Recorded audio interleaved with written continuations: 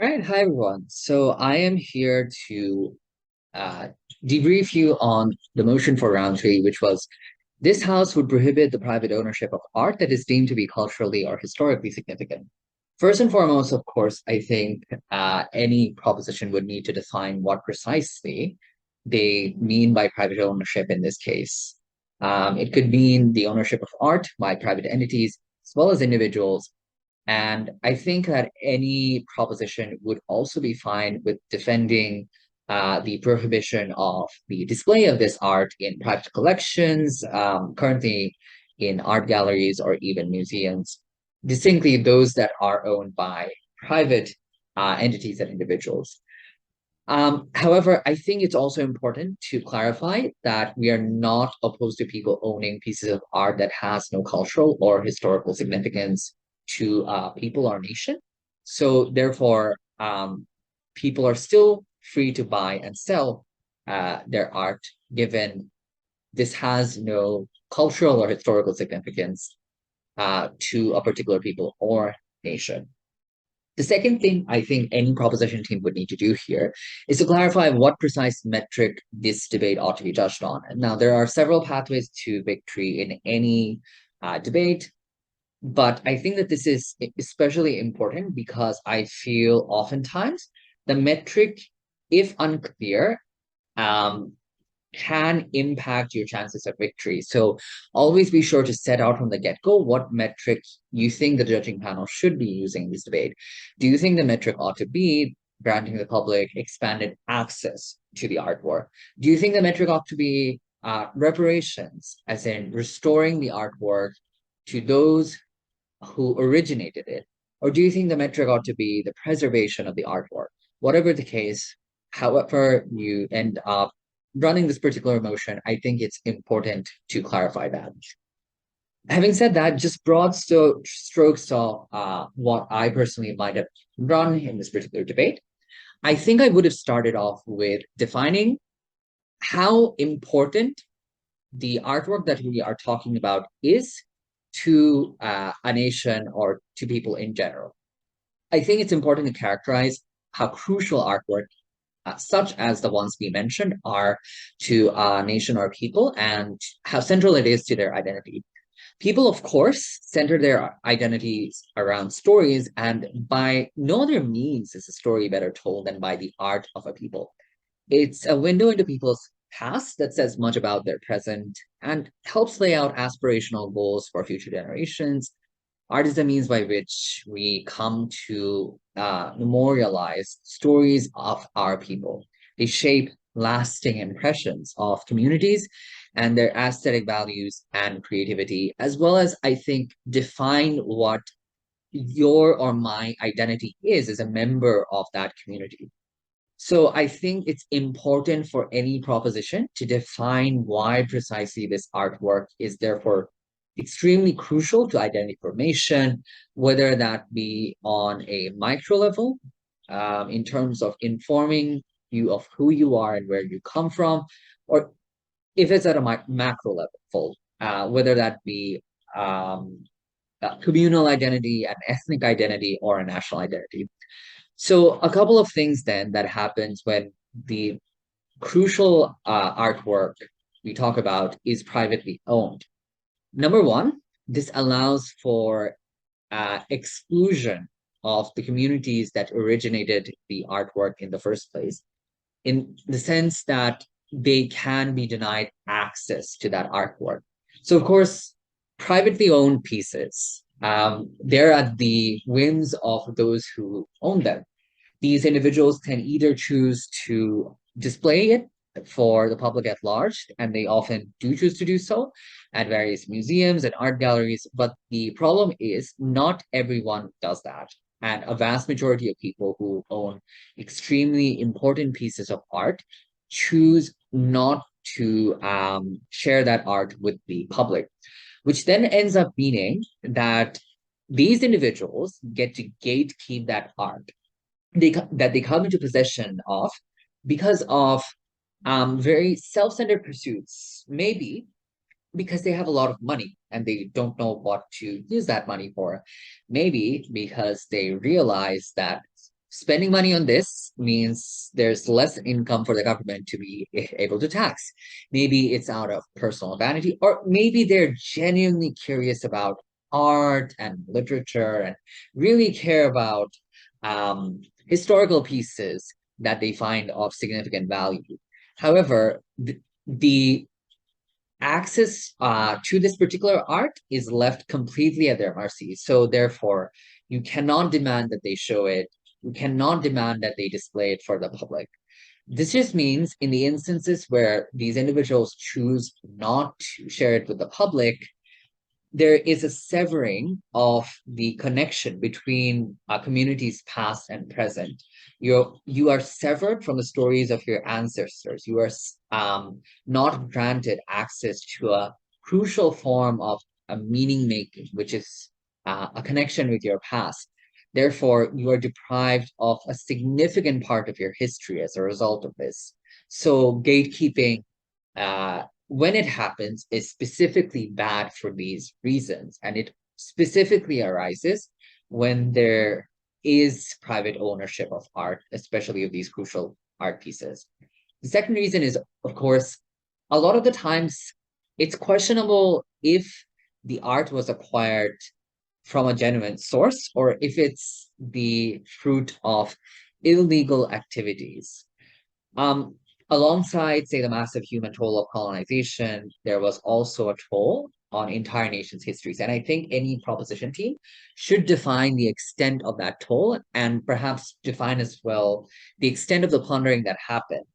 Of course, that led to a lot of pieces being then sold off to as curios to private collectors and hobbyists, and still continues to be bought and sold today with no regard for the people from whom they were stolen.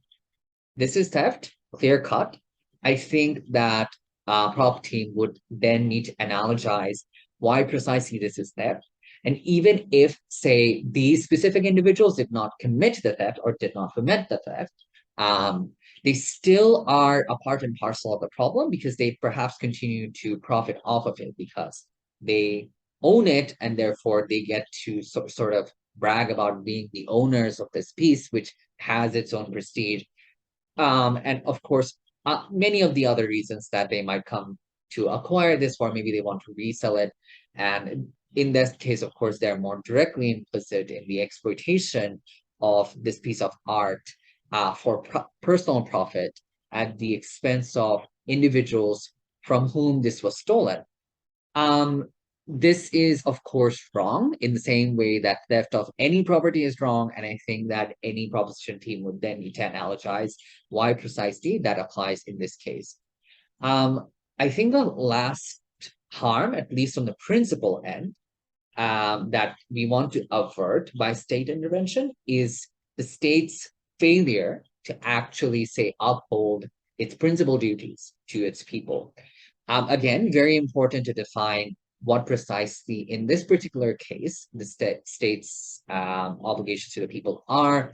Maybe the state needs to create the environment for people to be able to both experience, exercise, and formulate their own personal identities, and this includes access to their past. In the same way, you wouldn't be okay with people being denied of the ability to exercise and actively participate in their religion. You also wouldn't perhaps be okay with the people being denied of the ability to exercise and to experience their own culture. And that's precisely what is happening here. Therefore, we believe that it is upon the state to address this particular harm, to remedy it.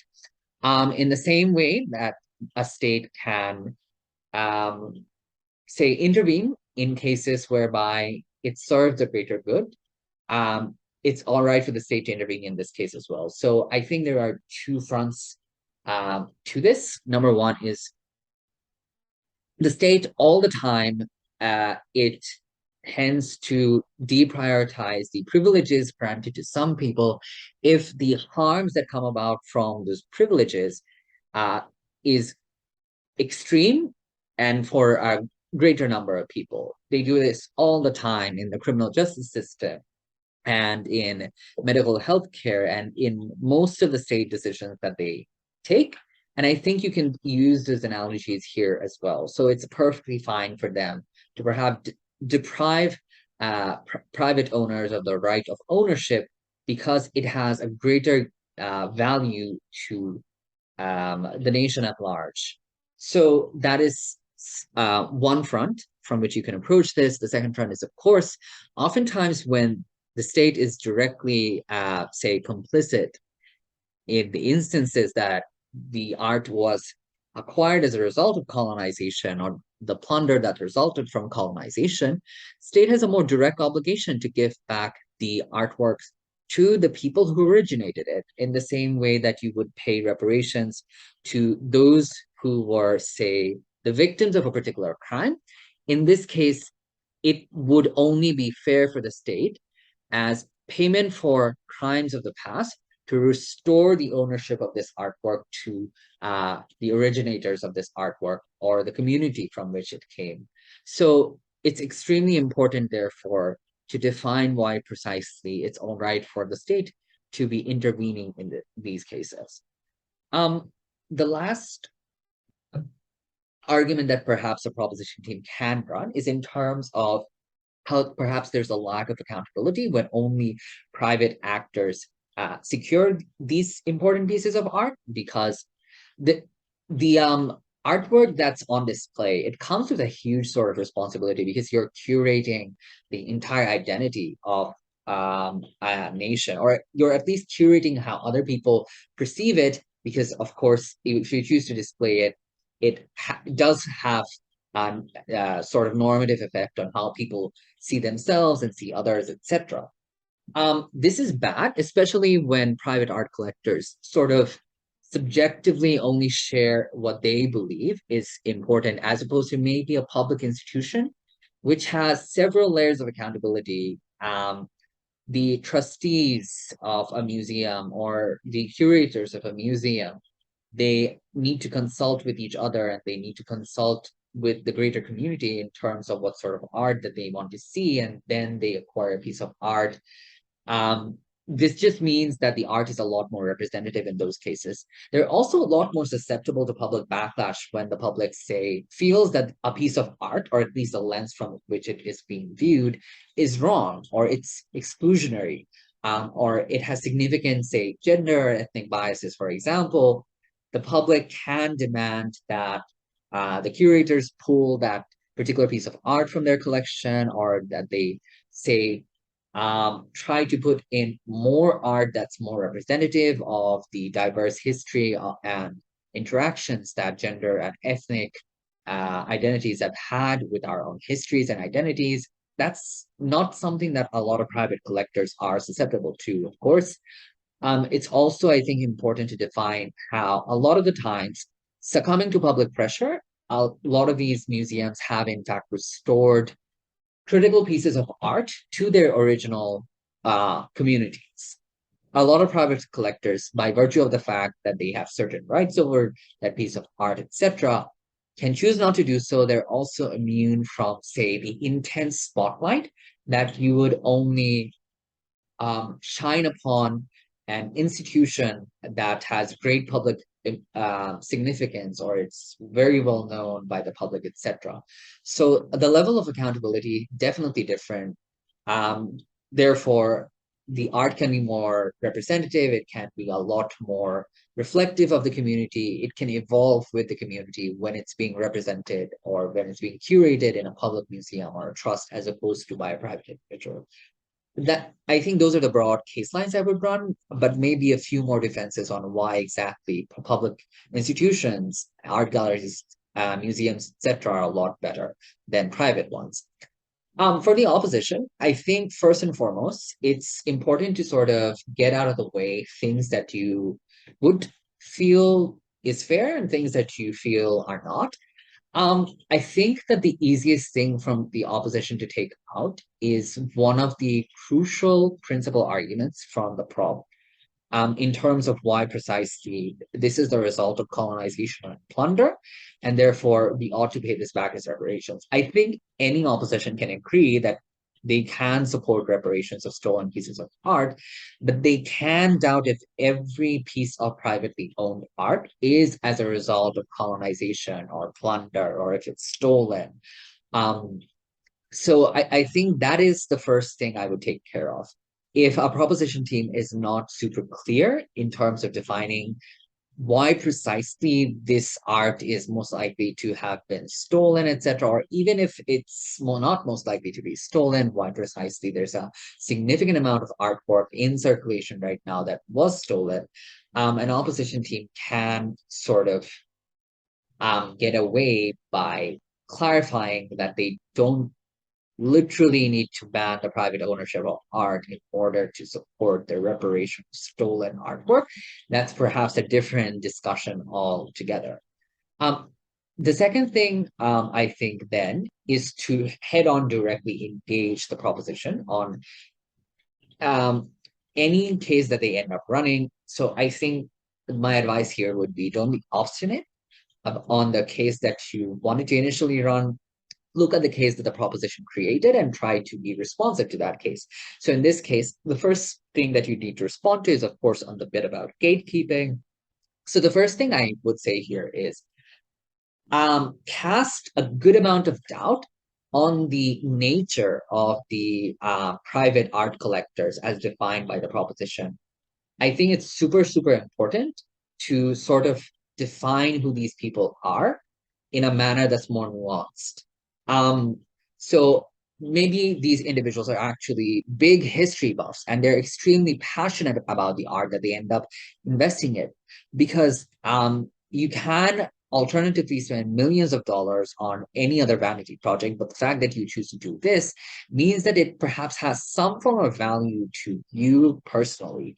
So it just ends up meaning that to what extent it's true that they end up misrepresenting this art or not understanding the value of it is a little bit suspect. But furthermore, if it's in fact a vanity project and you want to brag or boast about it, perhaps the best way to do that is by letting the most amount of people know that you own it, and by showing to the world how unique and how exquisite your art collection is and how discerning your taste is. And so for those reasons precisely, a lot of private art collectors end up collaborating with the museums, and you'll oftentimes see private collection being exhibited at these famous museums. And you don't necessarily get charged more for seeing that. You just need to pay however much you would for the entry fee that most museums have. So that ends up meaning that it's not entirely true that these individuals don't care or that these individuals don't share with the world at large. They oftentimes don't want to gatekeep, whether that's for, say, very community-centered reasons or for selfish reasons. Either way, they do so. Um, but additionally, it is in fact true that a lot of the art pieces that you see in museum displays right now were donated by private collectors, and they did so because they believed that this art being displayed in a museum would have greater value to the community than it would to themselves. So they're huge benefactors of the museums and by extension the public as well. So to what extent they actually do gatekeeping is furthermore called into question. I think that you should build on this and provide nuanced reasons for why you believe that private art collectors, despite, yes, us being at their whims and mercy at times, they don't always have as selfish a reason to always keep the art to themselves as the opponent team might want to define.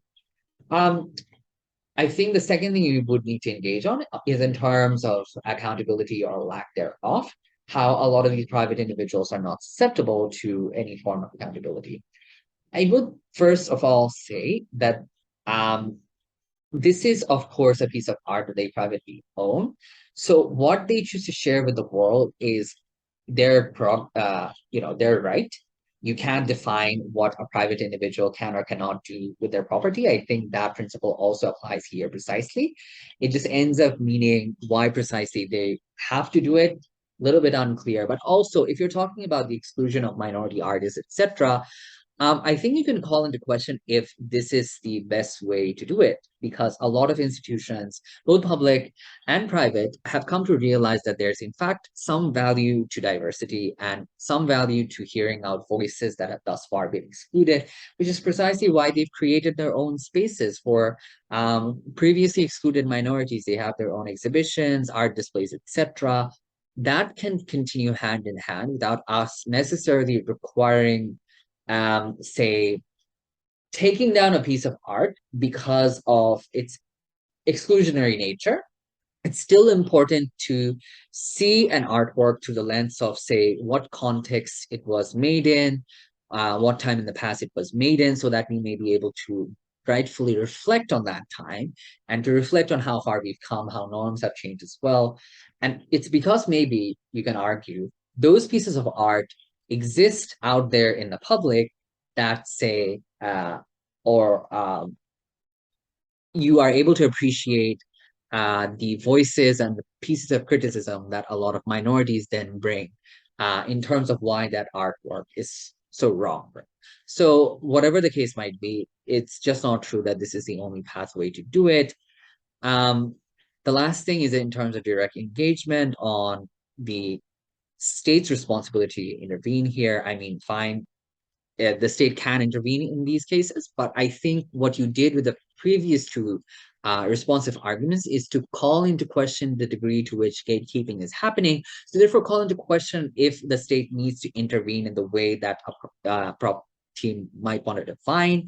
Maybe it's going too far. Why would you need to prohibit the private ownership of art just because you want more of this art to be displayed out there? It's a little bit unclear if this is something that, therefore, is analogous to many of the previous things that the proposition team might have said about where it's fair for the state to intervene. But the last thing I would do here is in terms of talk about why precisely it is that maintaining such a collection is actually quite an expensive job, and public institutions oftentimes do not have the money to do that because there's, of course, number one, a trade-off. If you're using all of that money to acquire art, how much of that money can you use to sort of maintain current exhibitions or to maintain the integrity of artwork that you currently possess, because money is in fact limited. And these pieces of art, if you want to collect them from auctioneers, etc., would cost millions and millions of dollars. Second, these artworks require a lot of effort to be preserved. How will public institutions source enough money to hire an army of restorationists in order to maintain this is a big question to ask here. Plus, if private collectors want to, sell this artwork again, they would have to maintain that integrity themselves. Therefore, they oftentimes end up paying for the restoration work themselves. I don't think that a lot of these public institutions can afford to do that because, again, there's a trade-off. Last but not least, I think that the value of this art only exists insofar as the integrity of the art is maintained.